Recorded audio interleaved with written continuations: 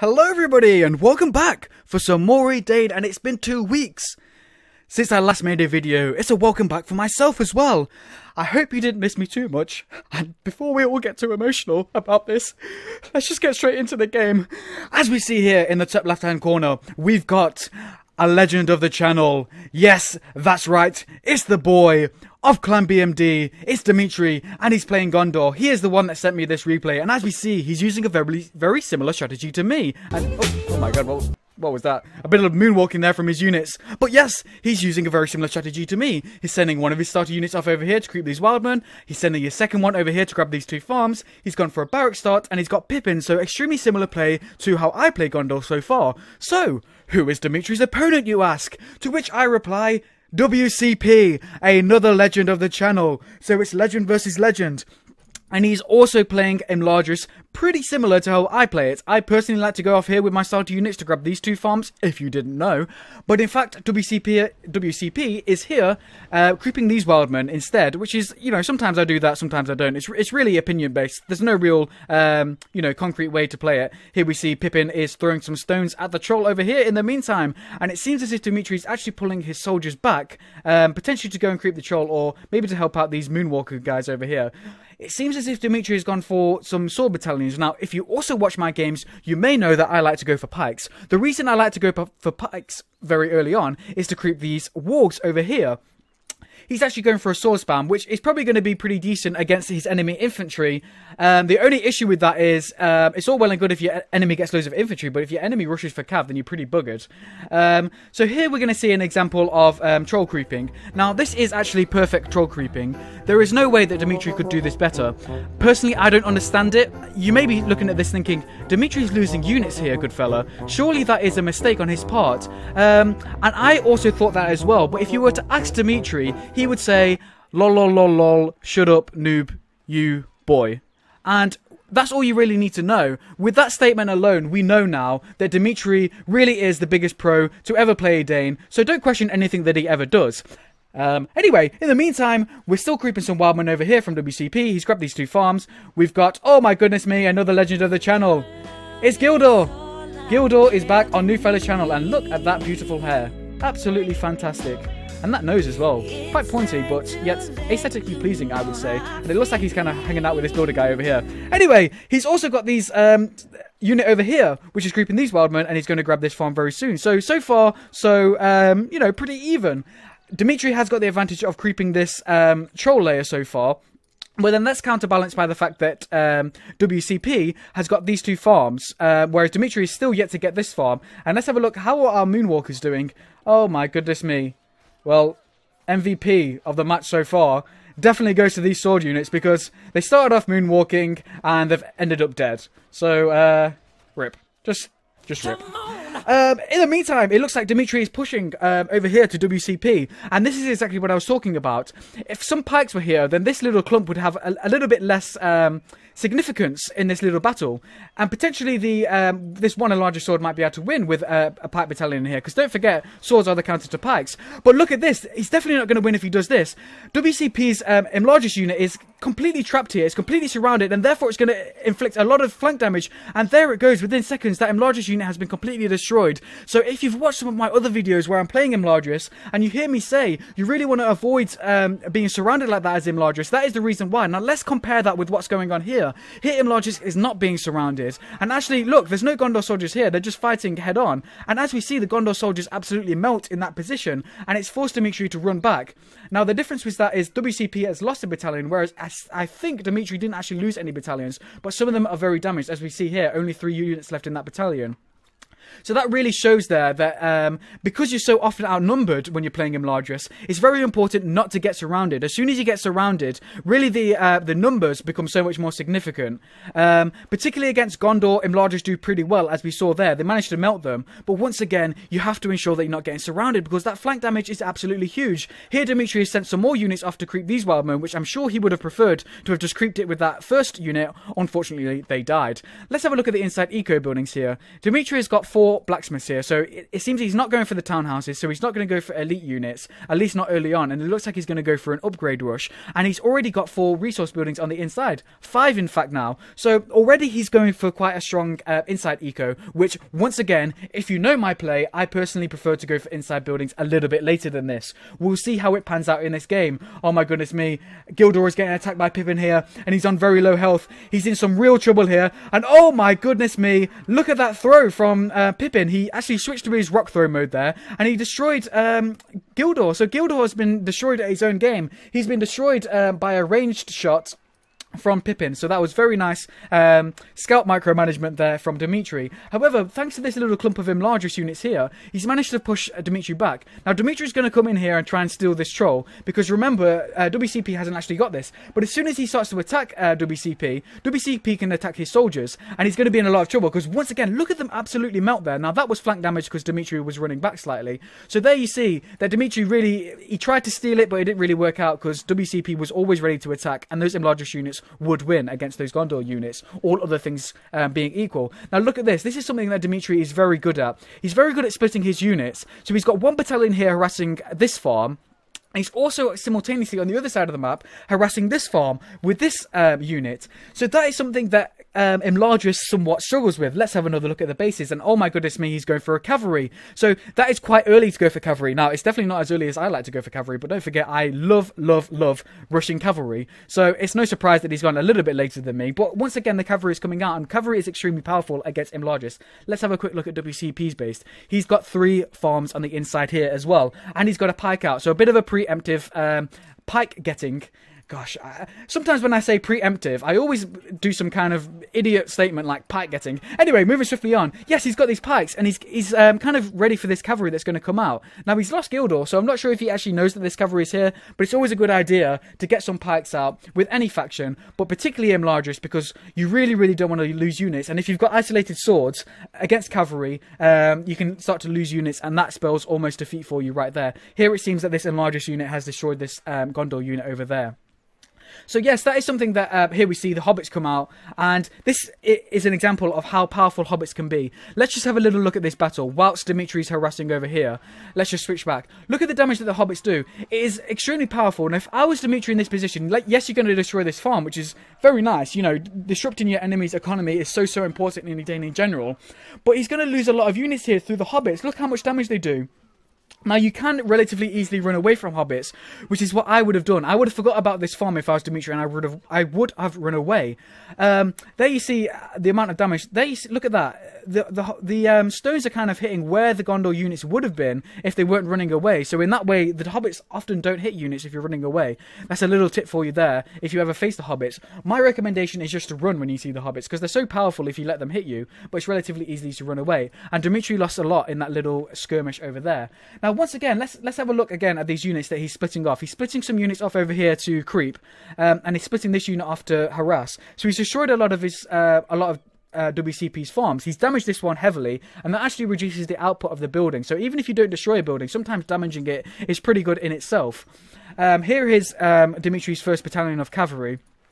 Now, this is something that Imladris suffers with quite heavily, is when your enemy splits against you. Because you've got so few units compared to your enemy very often, it's difficult to keep up with the amount of splitting that your enemy can do. So your enemy can send off little darts of units like Dmitry is doing here all over the map. And as we see, he's gained control of the upper half of the map here through it.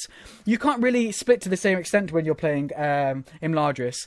Now, the counter to this, especially if your enemy is splitting with just swords alone, is to go for cavalry with Imladris. So that's what I would really recommend doing in this situation, is for WCP to get some cavalry out, because that's going to really stop this little annoying harassment from these few units of swords. Now, it's even more difficult to split when your enemy gets cavalry out. So once again, the splitting is favouring Dmitry at the moment. He can split with ease, whereas WCP can hardly split at all, because number 1 is Imladris, and number 2 his enemy has got cavalry.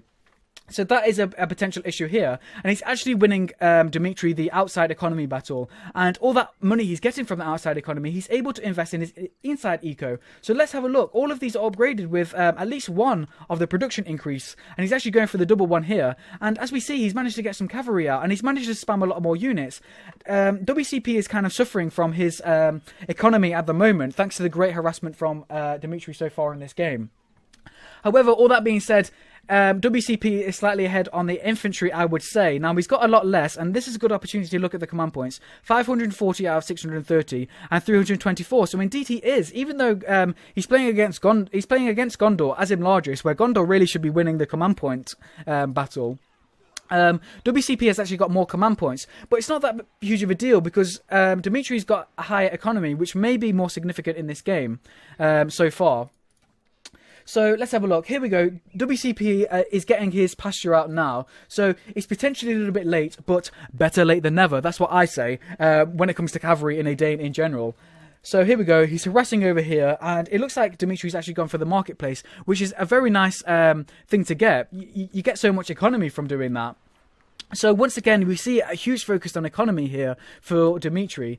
Look at this, once again, the splitting of the units where he's managing to harass. Look at this, just sword units on their own, one battalion of sword unit on their own, and managing to grab map control for him so effectively.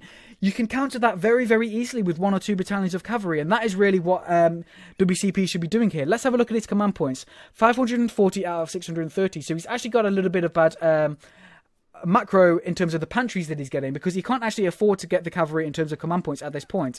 Now, all this map harassment that Dmitry has been doing has meant that WCP is going to get absolutely no discount on his cavalry when he finally gets it.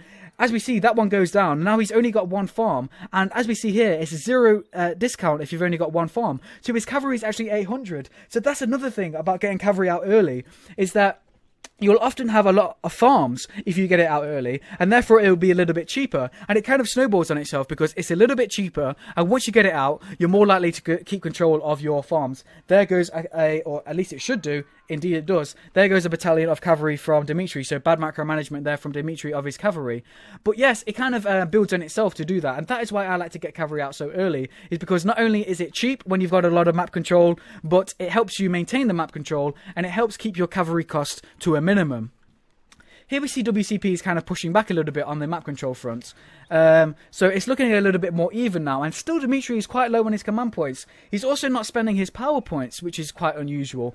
The other thing that I'd like to mention is WCP is not getting a power point. It is the biggest power point, in my opinion, in this matchup, and it is one of the reasons why Imladris does so well against Gondor, in my opinion, in this matchup. Can you guess what it is, viewer? Can you guess? I'll give you a second to pause the video. No, I'm just messing with you. The power that I'm talking about is Elven Woods. Really, in my opinion, this should be one of the first power points you get, if not the very first power point you get, once you realise that your enemy is either Gondor or Rohan, because these are the 2 factions that really struggle against land. Particularly Gondor has absolutely no counter to land other than running away from it. But WCP has simply not got Elven Wood here. He could be using Elven Wood now in this little battle, and Dmitry would have absolutely no way of countering it. So it seems very odd to me that WCP has not gone for land in this position. Very often it's a mistake to go for land if your enemy can also get land, because basically you never get the chance of using it first, because as soon as you do use it, your enemy is going to go ahead and counter it. But in this matchup, it's very, very safe. In fact, the correct decision to go for land and plant it wherever you can, because you know Gondor is never going to counter it. So that is one bit of advice that I'd give to WCP. Now, I think this game is pretty old, so I'm pretty sure that WCP now, being a better 1v1 player than probably he was at this time, he probably knows that that is the case now. Let's have a look at this. He's only got 2 units left in this battalion, and it's unupgraded, and he's chasing down some upgraded cavalry.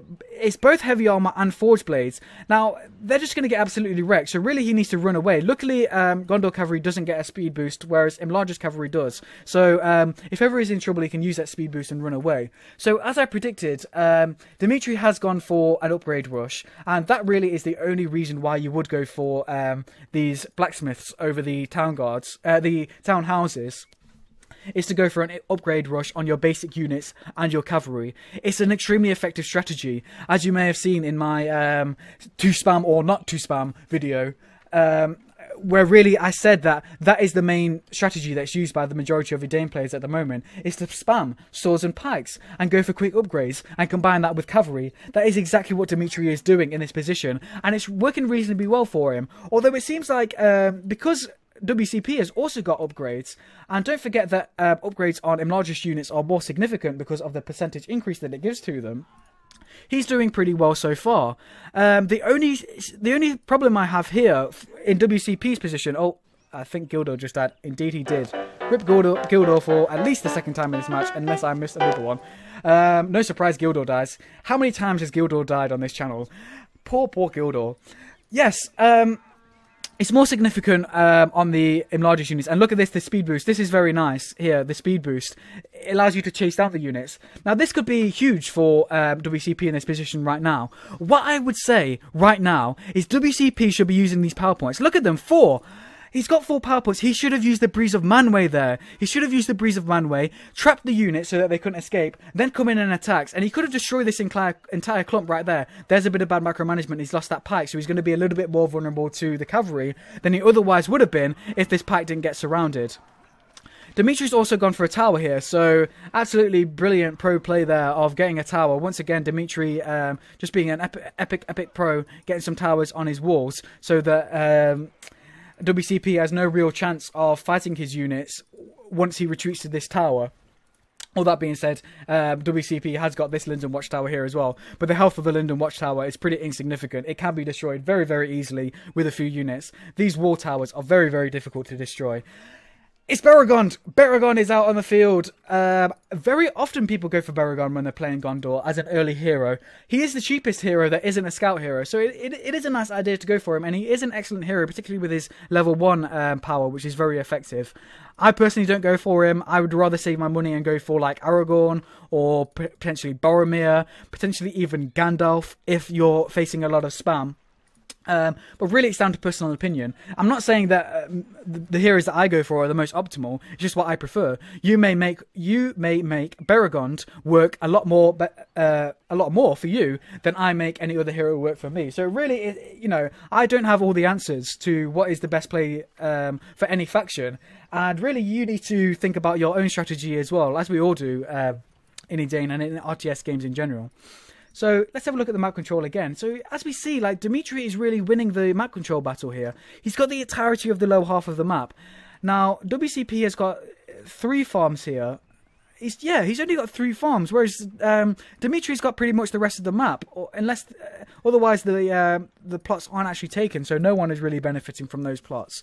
So Dmitry really is winning the economy battle, and that's kind of you know, the whole summary of this game so far is that really WCP, in my opinion, has been winning the battles. He's been winning the infantry battles. He's got more infantry units out. He's got better infantry units out. He's potentially losing the cavalry battles more than winning them, although it seems pretty even at the moment. But really, it's the economy battle that is deciding it at the moment. And that is strongly in favour of Dmitry, because he's got a lot of the map and because he's got this... this marketplace out, and he's upgraded his iron ore and he's upgraded his Grand Harvest. The Grand Harvest gives plus 30% resources to your outside farm, which is pretty huge. The upgrade to the other 2 is only 20%. So it's always a good idea to go for the Grand Harvest first, because it actually works out a little bit better for you in that way. Here we see WCP has the hobbits. That is bad micromanagement. That's terrible micromanagement, in fact, to charge in the cavalry like that. Particularly if you're not going to put them in the formation. He has got both of them in the formation now. So that formation is extremely powerful to the point of being OP, in my opinion. So he's not going to suffer too much damage when really he should be against these upgraded pikes. In comes the hobbits and in comes Bombadil. So once again, because WCP has been winning the cavalry battles, he's got a lot of power points. All that being said, killing Imladris units grants a lot of power points for yourself as well. So Dmitry's got his own fair share of power points, and he's got this, the Grey Company, which he has summoned. They're archers. Archers do extremely well against Imladris units, and indeed these are destroying a lot. He's sent in Bombadil here to try and attack them, and he's also sent in his cav to destroy those archers. So those archers are pretty much wasted. Apart from this pike battalion here defending them, they were very vulnerable to that cavalry charge, and in fact they are completely dead now. So what I would do now was I would target these pikes, and yes, indeed, send these cavalry units off over here to destroy these soldiers. You could potentially pick up a kill of Boromir here. Now, where is Beregond? There is Beregond. So you could potentially think about killing him as well, as long as you destroy these pikes. If he destroys these pikes here, and he's got these cavalry out, and potentially if he uses the speed boost, okay, he's already used it, so it's on recharge, so that's not an option. Well, it will recharge pretty quickly. If I was WCP here, I'd be very, very aggressive, and I'd be trying to destroy these pike units. In fact, he's kind of running away here, and he's not really taking that opportunity. He could potentially, I mean, I'm not saying it's easy, it would have been very difficult to do that, but if you'd really focused down those pikes there, and you'd kept your cavalry units alive, in particular avoiding those pikes, once they were dead, you could have charged in, and you could have picked up 2 hero kills. 2 hero kills would have been huge. Yes, Dmitry is ahead on economy, but he's not so ahead that he can afford to lose 2 very expensive units and the rest of his army. So that was an opportunity missed on WCP's part, in my opinion. Wow, that sentence was hard to get out. So let's have once again another look at the map control. 1, 2 farms, 3, 4 farms, 5 farms, and the rest is pretty much Dmitry's. Here the tower, once again towers being so effective. It looks like he actually lost a battalion of cavalry from that tower. Oh no, WCP. I hate it when that happens. When you're sending out a cavalry battalion, you know, he had 2 or 3 battalions there, and at least one of them survived with very few units. And then he decided to go over here and harass, and he unfortunately lost one to a tower. That has happened to me before, and it's very frustrating because you think, oh great, I've survived my cavalry. My cavalry has survived the battle. I managed to pull it out in time, and you think he'll do alright to harass a farm, and then next thing you look and the battalion is dead, and you think all that hard work of keeping it alive has been lost. Look at these heroes here. They're very, very vulnerable. Faramir is extremely vulnerable here, and he should be able to kill him. For some reason he runs away, maybe because these pikes are coming in, but they were significantly far away in my opinion for him to kill Faramir here. Now that is terrible placement of the heroes, because he had an opportunity to bring them over to the pikes, which he didn't take. And look at the damage that these Imladris cavalry do. There goes Faramir. That's a big expensive loss for Dmitry. Now the pikes are in a reasonably good position, and he's not really going to be able to get enough kills on these heroes. What I would do now, because he's used the speed boost, is I will target these pikes, so that your cavalry can do so much more damage. Another terrible placement of the hero there from Dmitry. So there he goes. That might actually be from the sword units, because don't forget, yes, cavalry are very good at chasing down heroes because cavalry are fast by default, but also these larger swords are good at chasing down heroes because they become faster than the heroes when they activate this advanced ability.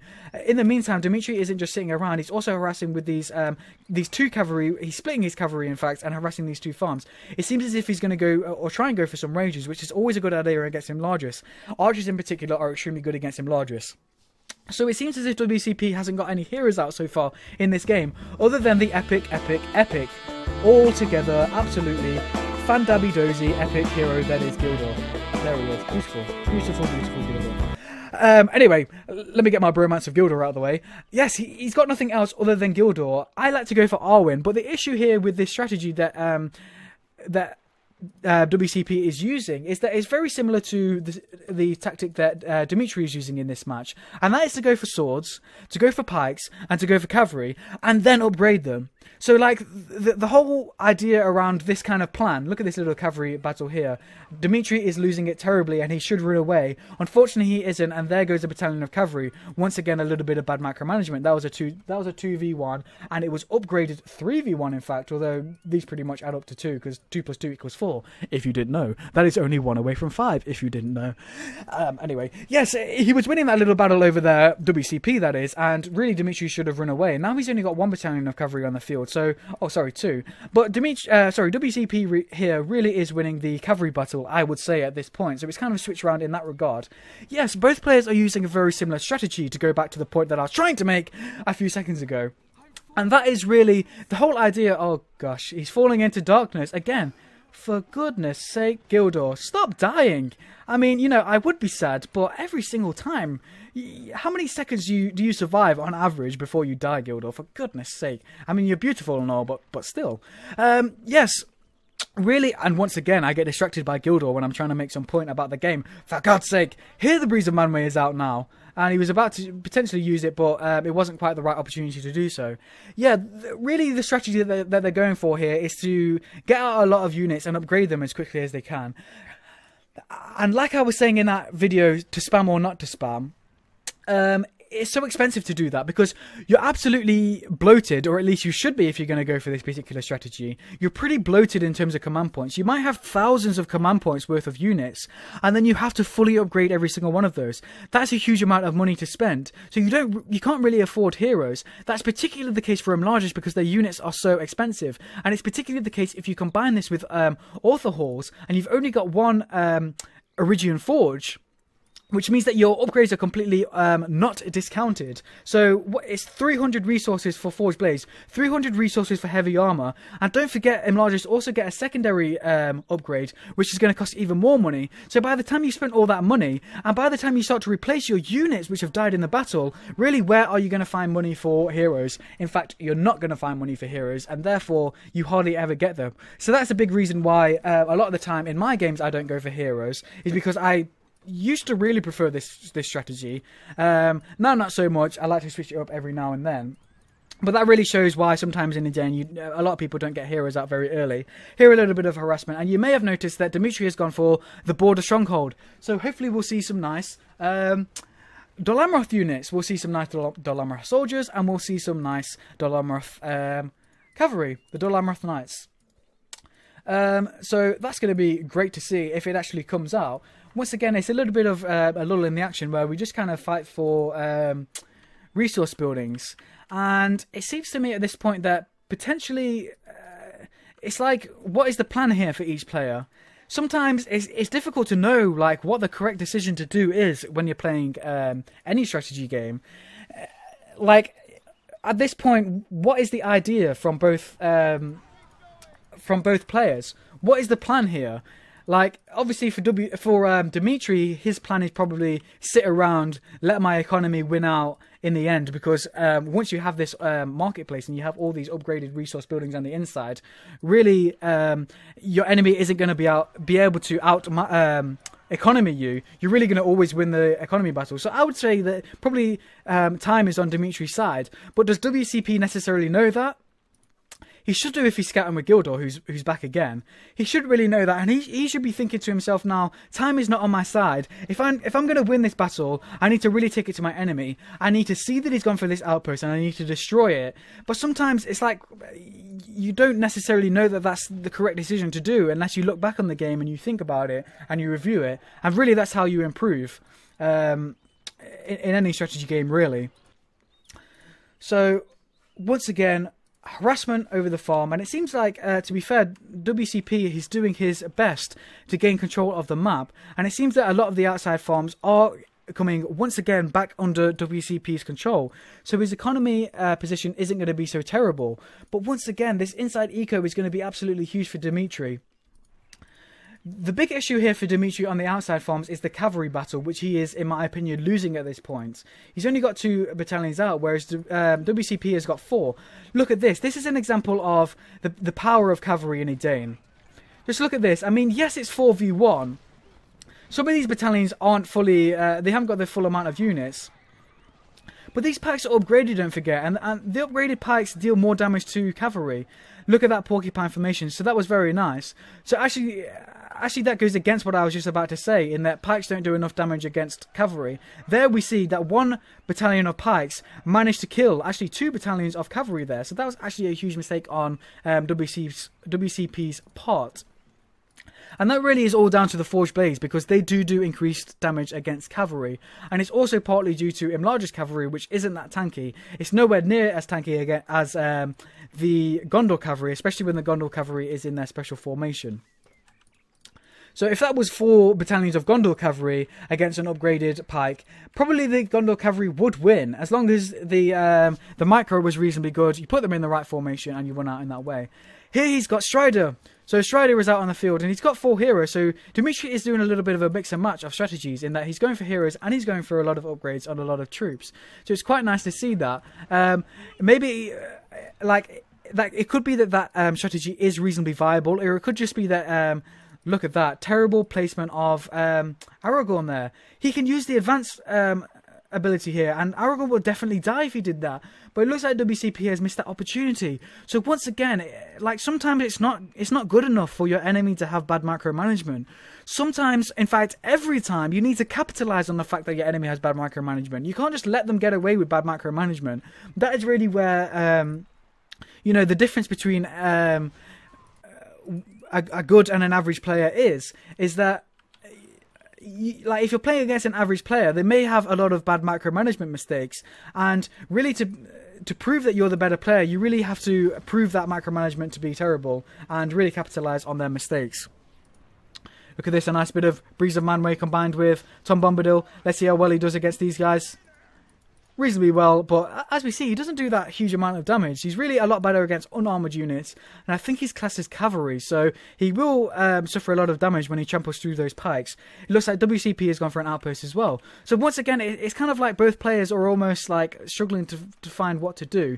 Now, the fact that Dmitry isn't doing a whole lot is once again in his favour thanks to his strong economy, but WCP not doing a whole lot is really not in his favour. So just kind of sit around this outpost isn't the best decision. In fact, it's exactly what he needs to not be doing. What he needs to be doing is really taking it to his enemy. It's going to be hard to grab this outpost here when Dmitry is just camping around it with his entire army. So and especially once he's got fire upgrades. Look at the fire upgrade tower. The fire arrow upgrade on that tower absolutely decimated that pike unit just there. So it's going to be really difficult for WCP to destroy Dmitry's outpost here. Whereas WCP has sent his units off over here to harass this farm. So yes, he's trying to get some kind of or protect this farm rather from these pikes. So yes, he's trying to you know, gain some kind of advantage, but in comes Dmitry to come in and destroy this outpost, and because WCP's army is completely misplaced, Dmitry will take down this outpost, and that is it. That is terrible news for WCP, and that will almost definitely lose him the game, as long as Dmitry doesn't make any huge mistakes. Because he's just lost so much money, and when his economy isn't that strong anyway, really, it's so terrible for him, because it's like, if Dmitry lost this outpost, how much money is that? It's like 1,800, nearly 2,000 resources there that he's lost. If Dmitry lost that in this position, you know, it's bad, but it's not terrible because he can buy it back. Really, WCP is going to struggle to buy it back, despite the fact that he's got a lot of outside farms. And he may be forced to attack here, and indeed it looks like he will. Let's have a look at the power points. He's got 6 power points, and he's got the hobbits ready to come back. The hobbits are super powerful, so that's going to be very good. Here is the huge battle. This really seems like the big battle to decide it all. If WCP can do well here, he may do reasonably well in the rest of this game. If Dmitry wins this battle, it's hopeless for WCP. There we see WCP completely decimates the archers that Dmitry had summoned. So there goes those archers. In comes a charge from the cavalry, which a few packs are in there, I believe, so he lost quite a few. There's Aragorn, reasonably vulnerable to a lot of attacks. It seems as if, look at the command points that Dmitry's got, 1,000, whereas WCP has only got 486. He's got 10 power points though, so he can get the army of the Lesser Alliance, or the Flood if he wants to. It seems like WCP is getting absolutely decimated here for the pure fact that Dmitry has just got huge amounts of units, and they're all upgraded, and he's also got a few elite units in there. The Dolomar soldiers, the pikes, the Tower Guard pikes, and quite a few heroes. But in comes the army of the Last Alliance. Can this potentially win the battle for him? Oh my goodness me! I see your army of the Last Alliance, and I raise you the army of the dead, says Dmitry, and they absolutely get completely demolished. Aragorn is destroying his distant relatives. And there he goes. Isildur is there as well, who's just going to get it absolutely wrecked. And the army of the dead just completely clear up, and WCP has given the GG, and there we go. That's it. That's the end of the game. So, a very nice game. Look at that, Beregond. If you can see him there, he's white and glowing. He just went off screen there. That means that I believe he was level 10, where he gives invulnerability to all of his heroes, which is a huge, crazy, crazy good ability. So that was nice to see. So yes, a very nice game. Similar strategies used on both sides. Elven land. WCP should have used Elven Land. I don't know why he didn't go for it. That could have won him the game almost, Elven Land, because plus 25% armor is huge as Imladris. So I highly recommend going for Elven Land when you're Imladris, when you're playing against Gondor or Rohan, who find it very difficult to counter it. So thank you for watching. I hope you enjoyed. I hope you enjoyed this little return to Edain from me after a little break. By the way, I went to Scotland and it was absolutely beautiful. I went to Edinburgh first, and it was absolutely blazing hot. We had a heat wave in England. I don't know about the rest of you guys in Europe, but in England we had a crazy heat wave, and it kind of spread its way up to Scotland to some extent. It was nowhere near as hot, but it was kind of a nice weather. Edinburgh was beautiful. It is a beautiful city. I recommend you go there if you have the opportunity. And then I went like all over Scotland. I went to the Highlands, went to visit my auntie and uncle, and saw some Highland cows, which look hilarious. It looks like they've got a little fringe. Anyway, I'm babbling on. I'm sure you don't care about my holiday, but it was very nice nonetheless. So thank you for watching. I hope to see you in the next one, and goodbye.